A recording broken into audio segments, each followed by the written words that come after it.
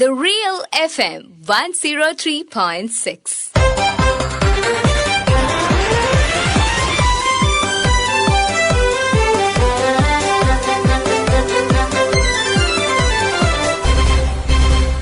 ശ്രദ്ധ.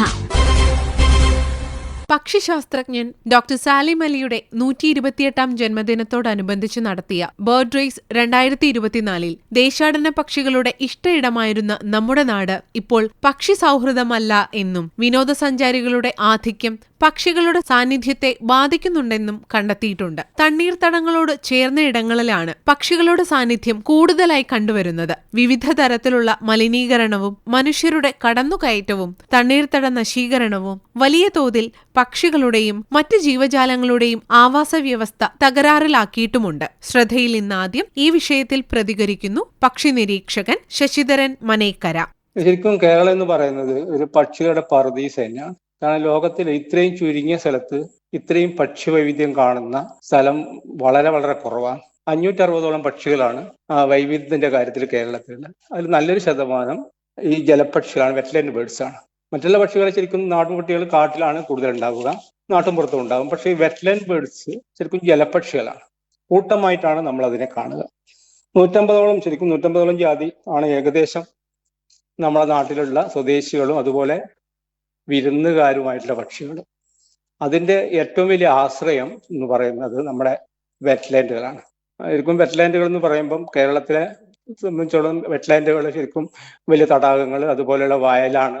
മൊത്തമായിട്ട് നമ്മളെ കോഴിക്കോടൊക്കെ എടുത്തു കഴിഞ്ഞാൽ വയലുകൾ അതുപോലെ വയലുമായി ബന്ധപ്പെട്ട ജലം കെട്ടിയ തടങ്ങളാണ് ശരിക്കും വെറ്റ്ലാൻഡായി കണക്കാക്കുന്നത്. അത്തരം വെറ്റ്ലാൻഡുകൾ ശരിക്കും ഈ വിന്റർ ആവുമ്പോൾ ധ്രുവപ്രദേശങ്ങളിൽ തണുപ്പ് കൂടുമ്പോൾ അവിടെ ഐസുകൾ ഉണ്ടാകുമ്പോൾ അവര് നേരെ പറന്ന് ഭൂമധ്യരേഖ പ്രദേശ ഉഷ്ണമേഖലയിൽ വരുന്നു. അങ്ങനെ വരുന്ന കൂട്ടത്തിൽ ഏറ്റവും ഒരു പ്രധാന സ്ഥലം ഇന്ത്യയാണ്. ആഫ്രിക്ക കഴിഞ്ഞാൽ ഇന്ത്യയുടെ തീരങ്ങളിലാണ് വരുന്നത്. ഇന്ത്യയുടെ തീരം എന്ന് പറയുമ്പോൾ ഇന്ത്യ തീരങ്ങളിൽ തന്നെ കേരള തീരം അതിൽ ഒരു സമ്പന്നമായ സ്ഥലമാണ്. അതിൽ പലരും കടൽത്തീരത്തേക്ക് വരുമ്പോൾ ഒരുപാട് ആൾക്കാർ ഇൻലാൻഡിലേക്ക് ഇത്തരം തണ്ണീർത്തടങ്ങളിലേക്ക് വരുന്നുണ്ട്. തീരമായി കഴിഞ്ഞാലും തണ്ണീർത്തടമായി കഴിഞ്ഞാലും ഒരു സെപ്റ്റംബർ ഒക്ടോബർ മാസം ആവുമ്പോഴേക്കും അതുപോലെ മെയ് മാസം വരെ നമ്മുടെ ഈ തണ്ണീർത്തടങ്ങളിൽ അതിസമ്പന്നമാണ് പക്ഷികൾ. അപ്പൊ പക്ഷികൾ പൊതുവെ മനുഷ്യരെ ഭയങ്കര ഭയക്കുന്നവരാണ്. നമ്മളിന്ന് കഴിയുന്നത്ര അകന്നു കഴിയാൻ ഇഷ്ടപ്പെടുന്നവരാണ്. അപ്പൊ അത്തരം പക്ഷികളുടെ എത്രയോ കാലമായി വന്നുകൊണ്ടിരിക്കുന്ന അത്തരം തണ്ണീർത്തടങ്ങളും അത്തരം പ്രദേശങ്ങളും മനുഷ്യന്റെ സാമീപ്യം അധികം ഉണ്ടാകുമ്പോൾ തീർച്ചയായും പക്ഷികൾ അവിടെ നിന്ന് പിന്മാറുമ്പോൾ പിന്നെ ആ ഒരു തണ്ണീർത്തടം, ആ തണ്ണീർത്തടം ജീവൻ ഉണ്ടെന്നാണ് നമുക്ക് പറയുന്നത്. ആ തണ്ണീർത്തടത്തിന്റെ ആരോഗ്യം ജീവൻ ശരിക്കും പക്ഷികളും മറ്റു ജീവജാലങ്ങളുമാണ്. അവിടെ ആ ഒരു പാരിസ്ഥിതിക സേവനം എടുത്തു കഴിഞ്ഞാൽ നമ്മൾ കുറച്ച് വെള്ളം കെട്ടിയേക്കുന്ന സ്ഥലം അതിൽ ജീവജാലങ്ങളൊന്നും ഇല്ലെങ്കിൽ അതൊരു മരിച്ച അല്ലെങ്കിൽ അതൊരു ജൈവമല്ലാത്ത അല്ലെങ്കിൽ ഒരു മരണപ്പെട്ട സ്ഥലം എന്ന് പറയും. പക്ഷെ അതിൽ ഒരുപാട് ജീവജാതികളും അത്തരം ജീവജാതികളെ ആഹരിക്കാനും അതിനെ നിയന്ത്രിക്കാനും വരുന്ന പക്ഷികളും മറ്റു ജീവികളും എല്ലാം ചേർന്നിട്ടുള്ള ഒരു അതിസമ്പന്നമായ ആവാസ വ്യവസ്ഥയാണ് ഇത്തരം തണ്ണീർത്തടങ്ങൾ. നമ്മുടെ പശ്ചിമഘട്ടത്തിലുള്ള 44 നദികളും ഒഴുകിക്കൊണ്ടുവരുന്ന വെള്ളത്തിനെ സൂക്ഷിച്ച് 365 ദിവസവും നമ്മളെ കുടിവെള്ളമായി മാറ്റാൻ വേണ്ടി ഈ തണ്ണീർത്തടങ്ങൾ ജീവനോടെ നിൽക്കണം. അങ്ങനെ നോക്കുമ്പോൾ അത് പക്ഷികൾക്ക് മാത്രമല്ല നമ്മളെയും കൂടി ഒരു അതിജീവനത്തിന്റെ സങ്കേതമാണ് ഇത്തരം വെറ്റ്ലാൻഡുകൾ. തണ്ണീർത്തടങ്ങൾ അഥവാ വെറ്റ്ലാൻഡ്സ് പൊതുവെ അറിയപ്പെടുന്നത് വേസ്റ്റ് ലാൻഡ് എന്ന പേരിലാണ്. പക്ഷേ തണ്ണീർത്തടങ്ങൾ എന്നത് യഥാർത്ഥത്തിൽ ഭൂമിയുടെ വൃക്കകളാണ്. ഓർണിത്തോളജിസ്റ്റും Perambra silver arts and science കോളേജിലെ അസിസ്റ്റന്റ് പ്രൊഫസറുമായ ഡോക്ടർ അബ്ദുള്ള പാലേരി. തണ്ണീർത്തടങ്ങൾ സുപ്രധാനമായ ആവാസങ്ങൾ. കേവലം ചതുപ്പുനിലങ്ങളല്ല ഈ തണ്ണീർത്തടങ്ങൾ. ചതുപ്പുനിലങ്ങൾ ഉൾപ്പെടെയുള്ള ജലാശയങ്ങൾ, വെള്ളം നിറഞ്ഞു നിൽക്കുന്ന നെൽപ്പാടങ്ങൾ, അതേപോലെ അഴിമുഖങ്ങൾ, പുഴകൾ, തടാകങ്ങൾ, കായലുകൾ, ഇതൊക്കെ ശരിക്കു പറഞ്ഞാൽ തണ്ണീർത്തടങ്ങളാണ്. ഇതിന് വലിയ പ്രാധാന്യമുണ്ട്. പക്ഷികളുടെ മാത്രം ആവാസമല്ല ഈ തണ്ണീർത്തടങ്ങൾ.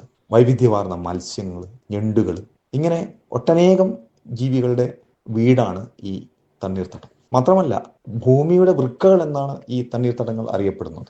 ഈ ജലത്തിലെ വിഷാംശങ്ങളൊക്കെ ഒരു അരിച്ചെടുക്കൽ പ്രക്രിയയിലൂടെ മാറ്റി സംഭരിച്ചു വെക്കാനുള്ള കഴിവ് തണ്ണീർത്തടത്തിനുണ്ട്. അതേപോലെ വെള്ളപ്പൊക്കത്തെ തടയാൻ കഴിയും ഈ തണ്ണീർത്തടങ്ങൾക്ക്. നമ്മൾ കിണറുകളിൽ ജലലഭ്യത ഉറപ്പുവരുത്താൻ തണ്ണീർത്തടങ്ങൾ സഹായിക്കാറുണ്ട്.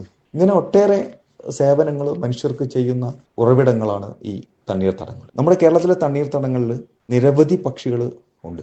ചില പക്ഷികൾ ഇവിടെ സ്ഥിരമായി താമസിക്കുന്ന പക്ഷികളാണ്, സ്ഥിരവാസികളായ പക്ഷികൾ. ഇവ കൂടാതെ ഇന്ത്യയുടെ പല ഭാഗങ്ങളിൽ നിന്നും അതേപോലെ പുറത്തുനിന്നെത്തുന്ന ദേശാടകരായ പക്ഷികളുടെ ആവാസങ്ങളാണ് ഈ തണ്ണീർത്തടങ്ങൾ. ഈ തണ്ണീർത്തടങ്ങൾ ശരിക്കും ശ്വാസം മുട്ടി മരിക്കുകയാണ്. പല ആവശ്യങ്ങൾക്കും വേണ്ടി തണ്ണീർത്തടങ്ങൾ നമ്മൾ ഇല്ലാതായിക്കൊണ്ടിരിക്കുകയാണ്.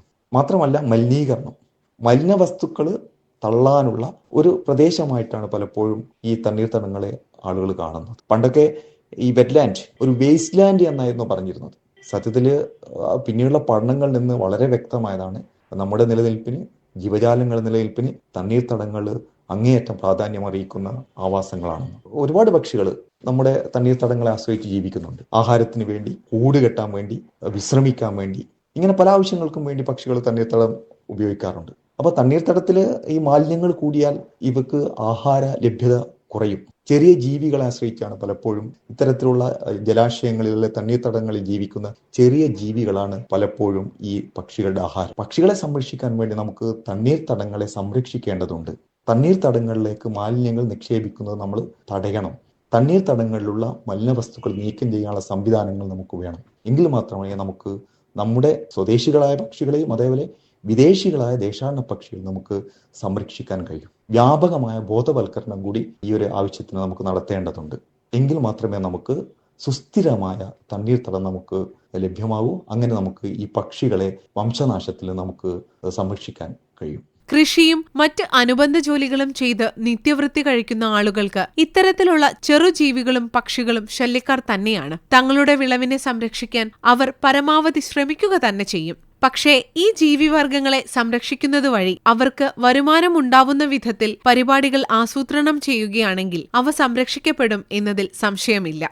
നാച്ചുറലിസ്റ്റും ശാസ്ത്രലേഖകനുമായ വിജയകുമാർ ബ്ലാത്തൂർ. തണ്ണീർത്തടങ്ങളും അതുപോലെയുള്ള പ്രദേശങ്ങളും ഒക്കെ പക്ഷികൾക്ക്, ദേശാടന പക്ഷികൾക്ക് പ്രത്യേകിച്ചിട്ടും ഒക്കെ സൗഹൃദപരമല്ലാതായിരിക്കാനുള്ള പല കാരണങ്ങളുണ്ട്. അതിലൊന്ന് പൊതുജനങ്ങൾക്ക് ഇവരെ ശല്യക്കാരാണ് എന്ന് തോന്നുന്നതിലുള്ള ഒരു പ്രശ്നമാണ്. അതുകൂടാതെ കൃഷിയുടെ ആവശ്യമായിട്ട് ചിലപ്പോൾ കളനാശിനികൾ, കീടനാശിനികളൊക്കെ ഉപയോഗിക്കുമ്പോൾ ഇത്തരം പക്ഷികൾക്ക് അവർക്ക് ആവശ്യമായിട്ടുള്ള ഇരകൾ കിട്ടാണ്ടാവും. ഞൊഞ്ഞി, അതുപോലെ പലതരത്തിലുള്ള ഗ്രാസ് ഹോപ്പേഴ്സ്, അതൊന്നും കിട്ടാതാവും. അതുകൊണ്ട് തന്നെ പക്ഷികൾ അതേ ഒരു സ്ഥലം പിന്നെ തിരഞ്ഞെടുക്കുന്നത് കുറയാം. അതുപോലെ അവർക്ക് അവരുടെ കൂട് കെട്ടുന്നതിന് വേണ്ടിയിട്ടുള്ള കൊറ്റില്ലങ്ങൾ ഉണ്ടാക്കാൻ വേണ്ടിയിട്ടുള്ള മരങ്ങളൊക്കെ, അതിന് സമീപത്തുള്ള ഉയരമുള്ള മരങ്ങളൊക്കെ ആൾക്കാർ മുറിക്കുകയൊക്കെ ചെയ്യുമ്പോഴും ഈ ഒരു പ്രശ്നം വരും. ഒരു ഗവൺമെന്റിന്റെ ഒരു അണ്ടറിൽ അല്ലാത്ത പ്രദേശങ്ങളിൽ ഇതൊക്കെ സ്വാഭാവികമായിട്ടും ആൾക്കാരുടെ ആവശ്യങ്ങൾ കൂടുകയും അവരുടെ സ്ഥലത്തു നിന്നുള്ള വരുമാനം കുറയുകയൊക്കെ ചെയ്യുമ്പോൾ ഭൂവിനിയോഗം വേറെ രൂപത്തിലേക്ക് മാറ്റാനുള്ള സാധ്യതകൾ എപ്പോഴും ഉണ്ട്. അപ്പോൾ ഇതിന് ഒരു പരിഹാരം എന്ന് പറയുന്നത് ആളുകളെ അത്തരത്തിലുള്ള പ്രദേശങ്ങളിലുള്ള സാധാരണക്കാരായിട്ടുള്ള കൃഷിക്കാരെയും അതുപോലുള്ള ആൾക്കാർക്കും ഇതിൽ നിന്നൊരു വരുമാനം കിട്ടുന്ന വിധത്തിൽ ഈ പക്ഷികളെ സംരക്ഷിക്കുക എന്ന് പറയുന്നത് അവർക്കും കൂടി ഗുണകരമാണ് എന്ന് നേരിട്ട് അനുഭവപ്പെടുന്ന വിധത്തിൽ ആകുകയാണെങ്കിൽ മാത്രമേ നാട്ടുകാരുടെയൊക്കെ ഭാഗത്തു നിന്നുള്ള ഒരു സഹകരണം ഇതിൽ കൂടുതലായിട്ട് കിട്ടൂ. അത് വളരെ പ്രധാനമാണ്. അതിന് അവർക്ക് വരുമാനം ഉണ്ടാകുന്ന വിധത്തിൽ ടൂറിസം പോലെയുള്ള പക്ഷികളെ കാണാൻ വേണ്ടിയിട്ടുള്ള പക്ഷി നിരീക്ഷണത്തിനും പല സ്ഥലങ്ങളിൽ നിന്നുള്ള ആളുകൾ വരികയൊക്കെ ചെയ്യുന്ന തട്ടേക്കാട് പോലെയൊക്കെയുള്ള ആകുകയാണെങ്കിൽ ഒരു സീസണിലായാലും വരുമ്പോൾ അതിന്റെ ഒരു ഫീസ്, അതുപോലെ വരുന്നവർക്ക് വേണ്ട സൗകര്യങ്ങൾ ഒക്കെ ഒരുക്കി കൊടുക്കുന്നതിൽ നിന്നുള്ള വരുമാനം ആ പ്രദേശത്തുള്ളവർക്ക് കിട്ടുകയും അവരെ കൃഷി ചെയ്യാതെ തന്നെ അതിന് തക്കതായിട്ടുള്ള വരുമാനം കിട്ടുക. അല്ലെങ്കിൽ നമ്മുടെ ഗവൺമെന്റ്, തദ്ദേശ സ്വയംഭരണ സ്ഥാപനങ്ങളൊക്കെ ആ പ്രദേശങ്ങളിൽ അത് സംരക്ഷിക്കാൻ വേണ്ടിയിട്ട് ആ പ്രൈവറ്റ് പ്രോപ്പർട്ടിയിലുള്ള ആൾക്കാർക്ക് കൃഷി ചെയ്യാതെ കൊണ്ടുണ്ടാകുന്ന നഷ്ടം പരിഹരിക്കാനുള്ള നഷ്ടപരിഹാരങ്ങൾ കൊടുക്കാൻ ഉള്ള ഒരു സംവിധാനങ്ങളിലേക്കൊക്കെ നമ്മൾ ചിന്തിച്ചു തുടങ്ങിയാൽ മാത്രമേ ശാശ്വതമായിട്ട് ഇത്തരത്തിലുള്ള തണ്ണീർത്തടങ്ങൾ പക്ഷി സൗഹൃദമായിട്ട് നിലനിർത്താൻ നമുക്ക് പറ്റുള്ളൂ. നമ്മളാരും കണ്ടിട്ടില്ലെങ്കിലും ഡോഡോ എന്ന പക്ഷി ലോകപ്രശസ്തമാണ്. മൗറീഷ്യസ് ദ്വീപിലുണ്ടായിരുന്ന ഇത് പൂർണ്ണമായും വംശനാശം വന്നു നശിച്ച പക്ഷികളിലൊന്നാണ്. ഐക്യരാഷ്ട്രസഭയുടെ പുതിയ റിപ്പോർട്ട് അനുസരിച്ച് ലോകമെമ്പാടുമുള്ള ദേശാടന ജീവികളിൽ 44% വംശനാശ ഭീഷണി നേരിടുന്നവയുമാണ്. മനുഷ്യരുടെ ഇടപെടലുകളുടെ ഫലമായി ഭൂമിയിൽ വന്ന മാറ്റങ്ങൾ, മലിനീകരണങ്ങൾ ഇതെല്ലാം മറ്റു ജീവിവർഗങ്ങളെയും പ്രതികൂലമായി ബാധിക്കുന്നുണ്ട്. മനുഷ്യർ മാത്രമാണ് ഭൂമിയുടെ അവകാശികൾ എന്ന ധാരണ നാം മാറ്റേണ്ടതുണ്ട് എന്ന ഓർമ്മപ്പെടുത്തലോടെ ഇന്നത്തെ ശ്രദ്ധ ഇവിടെ സമാപിക്കുന്നു. തയ്യാറാക്കി അവതരിപ്പിച്ചത് അനശ്വര. ആശയം നിർവഹണം സി കൃഷ്ണകുമാർ. ശ്രദ്ധ.